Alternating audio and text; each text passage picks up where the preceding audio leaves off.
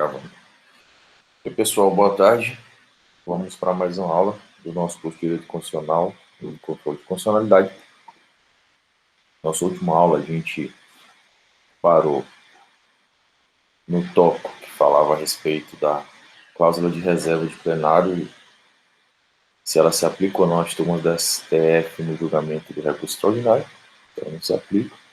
E o próximo tópico que eu vou passar para vocês é a cláusula de reserva de plenário, se ela se aplica ou não às turmas dos juizados especiais.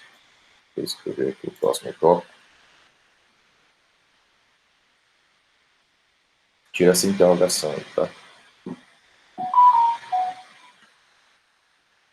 Pois bem, pessoal. Qual a opinião de vocês a esse respeito? Por favor, participem da aula hoje.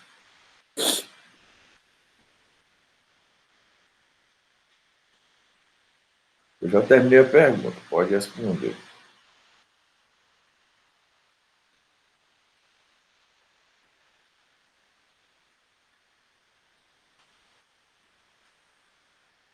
Pessoal, então vou responder.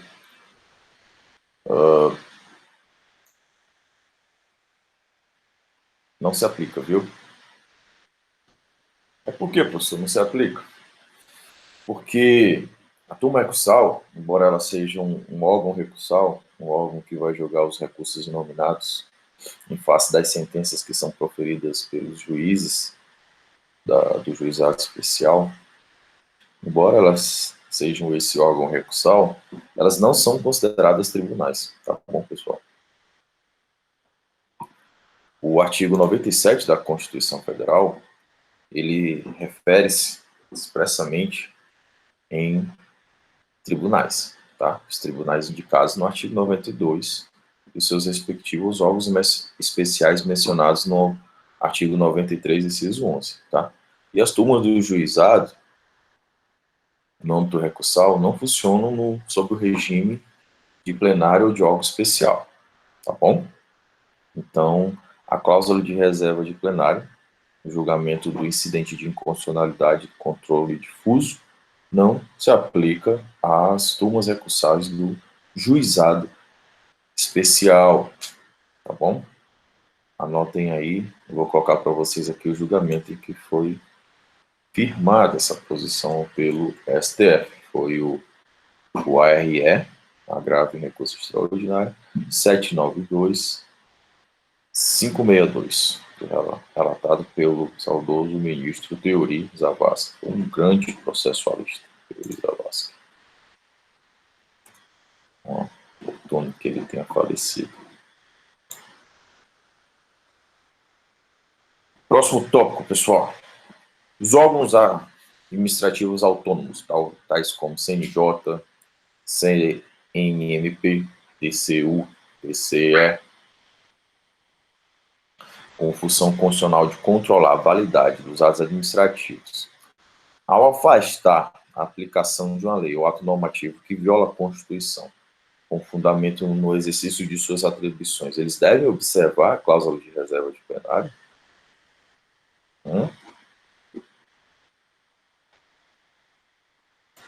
Sim. É o próximo tópico aqui da nossa aula.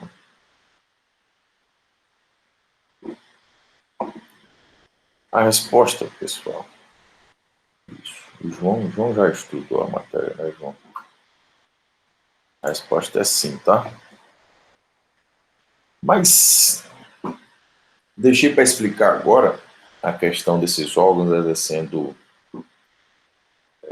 apreciando constitucionalidade de ato de lei ou ato normativo no exercício de suas atribuições para esse momento, tá? Ou seja, eu podia ter explicado lá atrás, mas eu deixei para explicar nesse momento.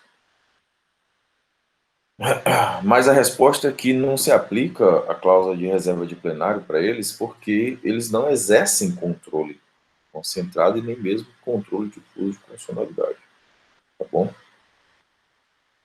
A atuação desses órgãos de controle, ela vem sendo discutida assim pela doutrina e pela jurisprudência, especialmente em razão da súmula 347 do STF. Tá? É uma súmula antiga, vetusta, foi editada lá no ano de 1963. Tá? Ela tem a seguinte redação, vamos ler aqui para vocês verem. O Tribunal de Contas, no exercício de suas atribuições, pode apreciar a constitucionalidade das leis e dos atos do poder público. É uma súmula do STF, súmula 347. Então, consolida esse entendimento antigo, tá? De antes, inclusive, da ditadura, um ano antes da ditadura chegar ao poder no Brasil, o Supremo Tribunal Federal tinha esse entendimento. Assim, até hoje, entende-se assim, né? Os tribunais de contas eles podem deixar de aplicar ato por considerar inconstitucional, tá? Bem como ele pode também suscitar os atos praticados com base em leis que violam a Constituição. Tá? E reitere-se, isso é sempre quando ele está exercendo a atribuição dele, no caso do TCE, de controle de contas, fiscalização e controle da prestação de contas do Poder Executivo, de todos os gestores da administração pública. Tá bom?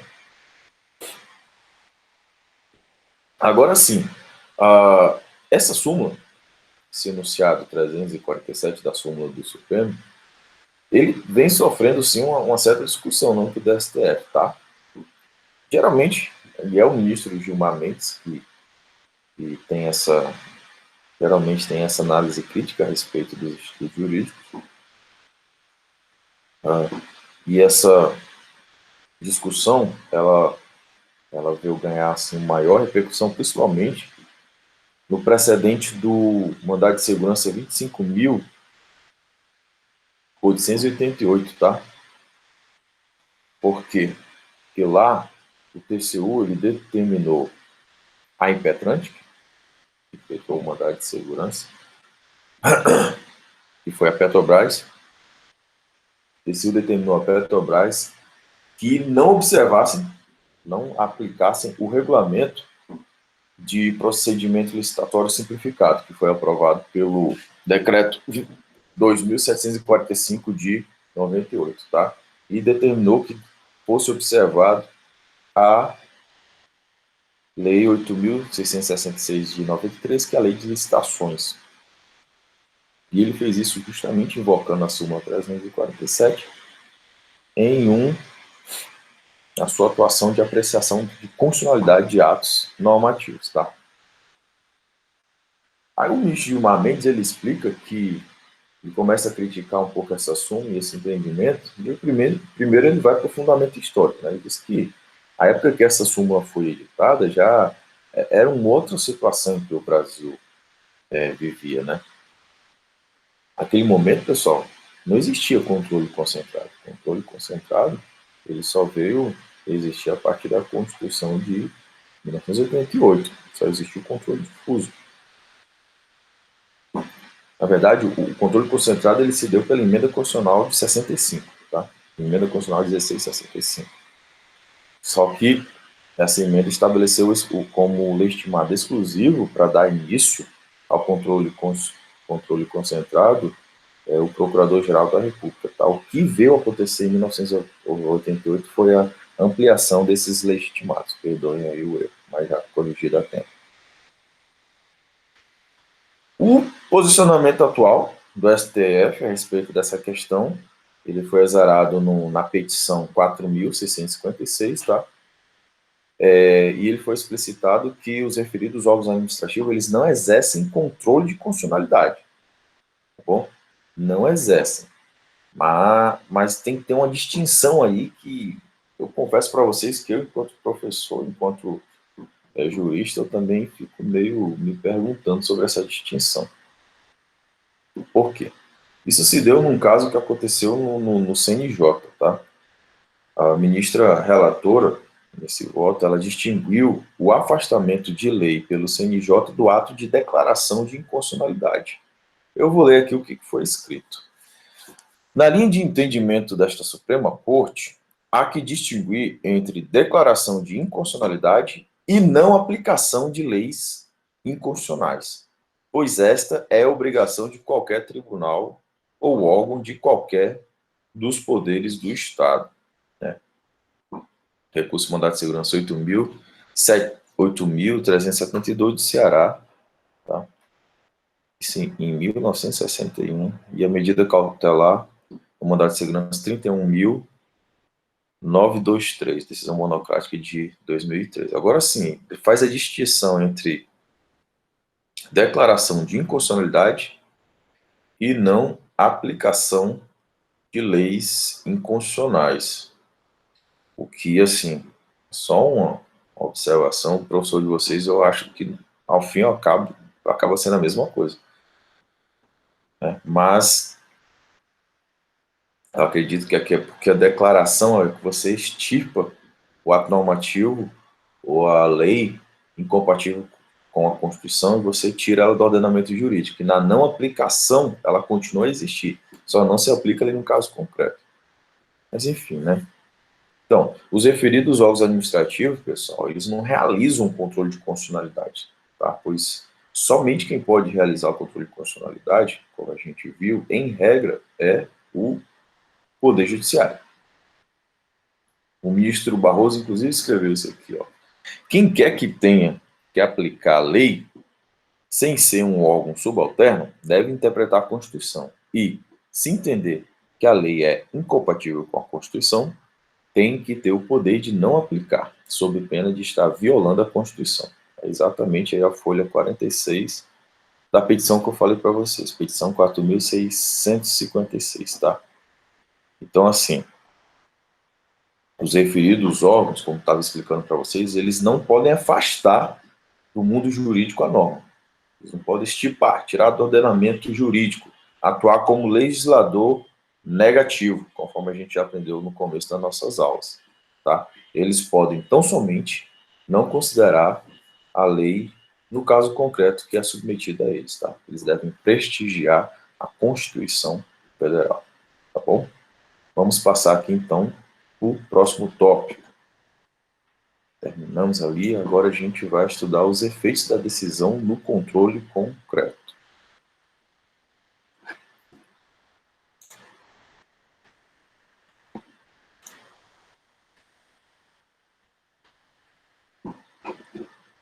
E como eu já adiantei para vocês, a gente vai começar esse assunto, não vai terminar hoje. Se possível, a gente só vai até o ponto em que eu não vou entrar hoje na aula de abstrativização, tá bom? Do controle, da decisão no controle concreto. Pessoal, vamos começar pela regra, tá? O efeito da decisão no controle concreto, ele é um efeito subjetivo, ou seja, a decisão ela é interpartes, é somente para as partes que fazem parte do processo, e não é erga omnes, tá bom? Já o efeito temporal, ele é ex tunc, então ele retroage lá do nascedouro da lei, tá bom? Justamente a questão que eu já expliquei para vocês sobre a teoria austríaca, né, da nulidade, e a americana. Austríaca da anulidade e americana da nulidade. Só que, pessoal, a gente tem que observar que o STF, no controle concentrado, ele tem admitido a aplicação por analogia, tá, do artigo 27 da Lei 9.868 de 99. Que lei é essa? Essa lei é a Lei da Ação Direta de Inconstitucionalidade. Eu vou ler aqui para vocês o teor da lei, para vocês entenderem. Ao declarar a inconstitucionalidade de lei ou ato normativo, e tendo em vista razões de segurança jurídica ou de excepcional interesse social, poderá o Supremo Tribunal Federal, por maioria de 2/3 de seus membros, restringir os efeitos daquela declaração ou decidir que ela só tenha eficácia a partir de seu trânsito em julgado ou de outro momento que venha a ser fixado. Tá? Essa modulação de efeitos, pessoal, nada mais é do que o resultado de uma ponderação. Como assim, professor? A gente sabe, eu ensinei para vocês que essa técnica da ponderação, ela ocorre quando você vai interpretar os âmbitos semânticos das normas princípios, né? Então, quando há princípios em rota de colisão, deve-se fazer uma ponderação. No caso aqui, é ponderado aqui, né? O pessoal chama assim de princípio da nulidade. Né? Eu prefiro chamar de regra, porque é uma regra. E o da segurança jurídica, né? E bem como o interesse social que se verifica no caso concreto. E aí o STF, toda vez que ele vai declarar inconstitucionalidade, ele faz essa ponderação para saber se vai prevalecer aqui o ideal de interesse social, segurança jurídica, ou vai prevalecer a regra geral de nulidade da lei desde o seu início, desde o seu nascedouro, desde a sua promulgação, tá bom? Assim, a modulação ela pode ser feita de 3 formas. Então, estão todos acompanhando? Eu estou muito rápido? Podem falar aí, se for o caso. Vamos lá. Primeira forma, que é a regra geral, é o efeito ex-tunc, né? Não. A regra geral é o efeito ex-tunc. A modulação, ela pode ser feita de 3 formas, que é o efeito ex-nunc, que é a partir da decisão para frente, que só vai operar o efeito da inconstitucionalidade, não vai retroagir até o nascedor, até o início, até a promulgação do ato normativo ou lei tida por inconstitucional, tá? Um efeito pró-futuro ou prospectivo, ou seja, declara-se a lei inconstitucional hoje, mas só vale a partir de determinado período. Isso aconteceu, por exemplo, que no estado do Acre, no julgamento de uma ação direta de inconstitucionalidade que visava declarar a inconstitucionalidade de uma emenda à Constituição do Estado, uma emenda à Constituição do Estado do Acre, que efetivava servidores que adentraram o serviço público sem concurso público, são chamados servidores irregulares. Tentaram legitimar essa situação através de uma emenda à Constituição do Estado, chamada emenda Nalu, porque foi a Nalu, quando ela era deputada, que propôs essa emenda à Constituição do Estado. Porém, o Ministério Público Federal, atuante aqui no estado do Acre, ele impugnou essa emenda constitucional e o STF declarou a inconstitucionalidade da emenda constitucional da Nalu.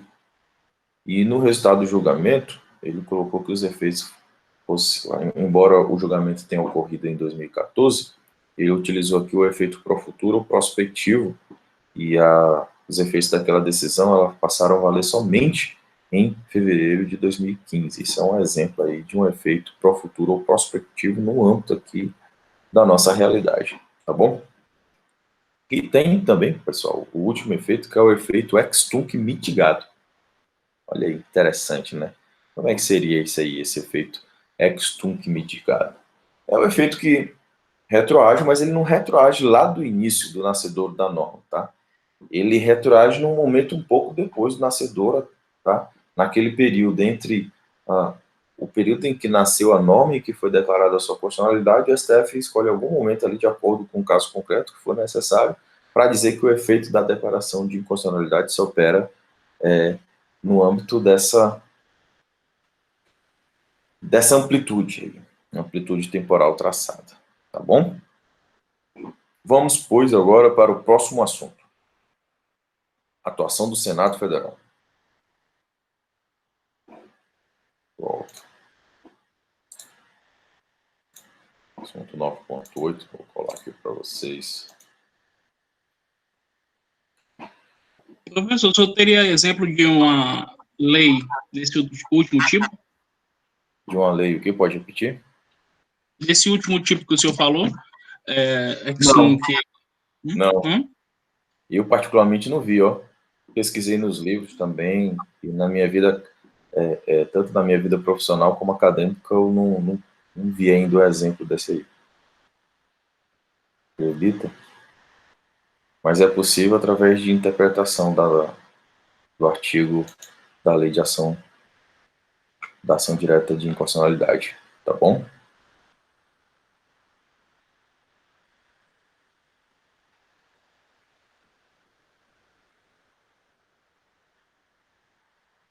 Continuando. Atuação do Senado Federal. Pessoal, quando a gente vai estudar a atuação do Senado Federal no controle difuso de constitucionalidade, a gente estuda, notadamente, o artigo 52, inciso 10 da Constituição. Tá? O que diz o artigo 52, inciso 10? Compete privativamente ao Senado Federal suspender a execução, no todo ou em parte, de lei declarada inconstitucional por decisão definitiva do Supremo Tribunal Federal. Tá bom? Então, o Supremo, ele acaba fazendo ali o julgamento, ele realiza o controle de inconstitucionalidade na via difusa, tá? Como eu falei para vocês, como a gente viu aqui na aula, a decisão ela só vai gerar efeitos entre as partes, tá? Não é um efeito erga omnes, mas é possível que esse efeito se torne para todo mundo a partir do uso desse mecanismo que está previsto no inciso 10 do artigo 52 da Constituição Federal, tá bom? Essa comunicação, ela pode ocorrer por um ato do presidente do Supremo, tá? Ou então por uma representação do Procurador-Geral da República, tá? E mesmo que não haja essa comunicação para o Senado Federal, pelo Supremo ou pelo Procurador-Geral, nada impede, pessoal, que o Senado ele tome conhecimento sozinho, tá? E inicie ele mesmo o projeto de resolução para suspender a execução, no todo ou em parte, de lei declarada inconstitucional por decisão definitiva do Supremo Tribunal Federal. Tá bom, pessoal? Então, essa comunicação do Supremo ou do Procurador-Geral gera um projeto de resolução que vai lá para a Comissão de Constituição e Justiça, que poderá aprovar ou não, tá? E o projeto aprovado na Comissão de Constituição e Justiça, ele segue para o Senado, né? Que poderá aprovar ou não. Isso está lá previsto no seu regimento interno. Pessoal, anotem e prestem atenção que do mesmo jeito que o Senado ele pode tomar conhecimento da declaração de inconstitucionalidade, a CCJ também, de ofício, Comissão de Constituição e Justiça, ela também pode, de ofício, instaurar, tá? Um processo para dar início a um projeto de resolução nos termos do inciso 10 do artigo 52, tá bom? E aí, então, o Senado, ele edita uma resolução suspendendo a execução da norma, é uma resolução suspensiva, e ao suspender a eficácia da norma, esta resolução do Senado deu à decisão do STF o efeito erga omnes que, em regra, não teria no controle difuso, tá? Daí que o próprio Supremo ele fala que essa resolução do Senado ele é um ato complementar à decisão do Supremo.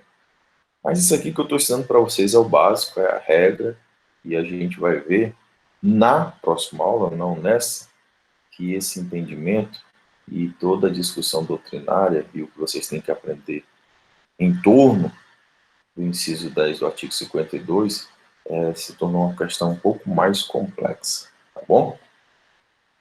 Então, qual é a amplitude dessa suspensão de eficácia, pessoal? Anotem no caderno aí. Amplitude. Esse é o nosso próximo tópico. Amplitude do artigo 52. Inciso 10º. Então, pessoal, a suspensão pelo Senado Federal poderá dar-se em relação a quais leis? Vocês saberiam me responder? Somente lei federal? Uma lei estadual que foi contestada em face da Constituição Federal o Supremo declarou a inconstitucionalidade, deveria essa comunicação ir para a Assembleia Legislativa do Estado do Acre, para a Assembleia Legislativa do Estado do Acre suspender e dar efeito erga omnes a essa decisão do Supremo Tribunal Federal que declarou a inconstitucionalidade de uma lei estadual, em face da Constituição Federal?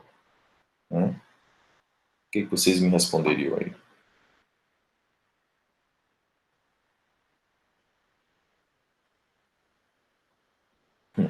Não, João. Não, todas, mas não.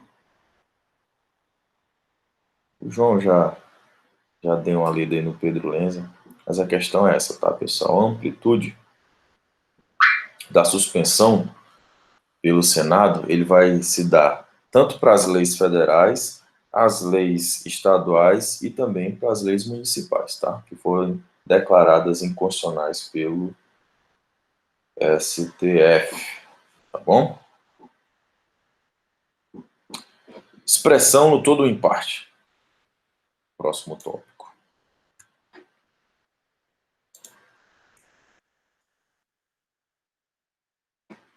O que significa essa expressão no todo ou em parte? O que isso quer dizer? Quer dizer, pessoal, que o Senado Federal, quando ele vai editar a resolução que está prevista lá no inciso 10 do artigo 52, esse no todo ou em parte, ele deve ser interpretado como sendo impossível do Senado Federal ampliar, interpretar ou restringir a extensão da decisão do STF. Tá bom? Então já anotem aí no caderninho de vocês. A gente vai ter muito conteúdozinho, muito detalhe para ser cobrado aí na prova para vocês. Vai ser divertido, sabia? Muito divertido.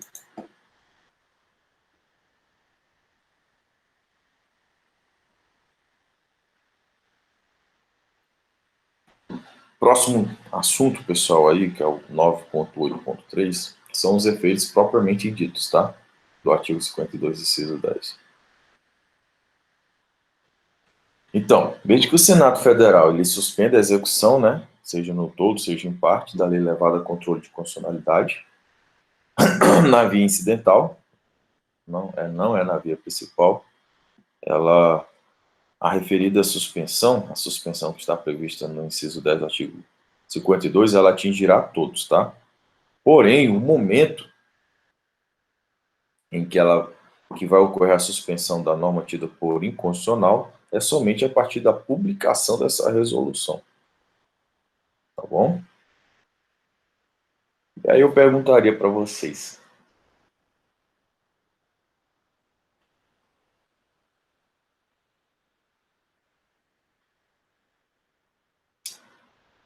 Antes de perguntar, eu preciso dizer outra coisa aqui, para vocês entenderem. Digamos que uma lei que determinava a cobrança de um tributo, ela foi declarada inconstitucional no controle difuso.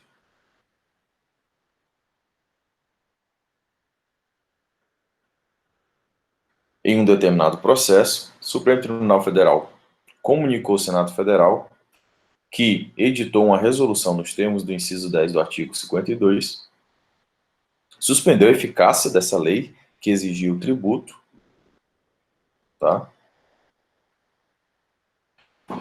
E esse tributo passou a não ser mais passível de cobrança. Porém, ele vinha sendo cobrado e foi cobrado efetivamente de alguns contribuintes, né? Sabendo, né, que essa declaração de constitucionalidade, em regra, ela ocorre com efeito ex-tunc, o que ocorre com os valores que já foram pagos? Hein, pessoal? O que deveria ser feito aí? Devolvidos. Oi? Devem ser devolvidos. Devem ser devolvidos? Qual seria a ação? Vocês sabem já qual seria a ação cabível para isso?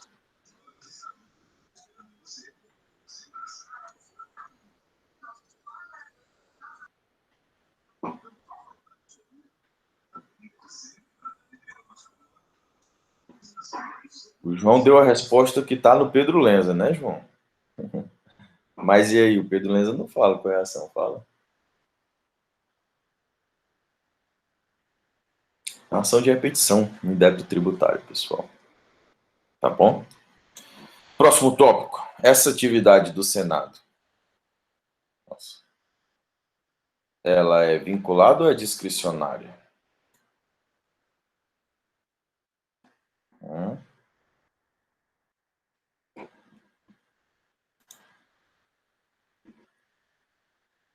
Pessoal, a posição majoritária, ela diz que é discricionária, tá? O Senado Federal não está obrigado a suspender todas as normas que foram declaradas inconstitucionais pelo STF, tá? Ele está dentro de uma atuação discricionária porque ele é um poder independente. Ele é um poder totalmente independente. O Senado Federal faz parte do poder legislativo, ele é independente, ele não pode ficar simplesmente ali, né? Vai acabar com a harmonia entre os poderes se tivesse essa determinação, essa exigência que o Senado Federal tivesse que suspender através de resolução todas as leis que foram declaradas inconstitucionais pelo STF, tá? Então, assim, uma vez editada a resolução, né, não... uma observação que eu trago aqui, que eu anotei do Pedro Lenza, é que ele fala o seguinte: uma vez editada a resolução, né, não parece ser possível a sua posterior revogação pelo próprio Senado Federal, com o objetivo de se restabelecer a eficácia da norma declarada inconstitucional no controle difuso, tá? Ou seja, no restabelecimento da norma dependeria de uma nova atuação do Poder Legislativo, editando um novo ato. A resolução que suspende o ato declarado inconstitucional é irrevogável. Vocês conseguem entender por que é irrevogável, pessoal?